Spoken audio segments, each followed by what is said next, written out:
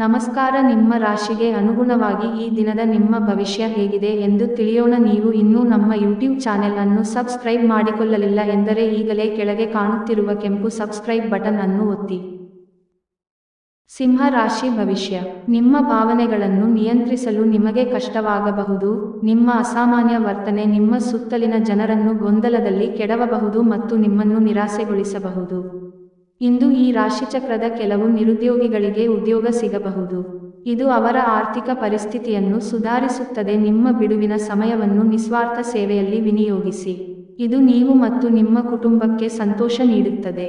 ನಿಮ್ಮ ಸಂಬಂಧದ ಆ ಎಲ್ಲ ದೂರುಗಳು ಮತ್ತು ದ್ವೇಷಗಳು ಈ ಅದ್ಭುತವಾದ ದಿನದಂದು ಕಣ್ಮರೆಯಾಗುತ್ತವೆ.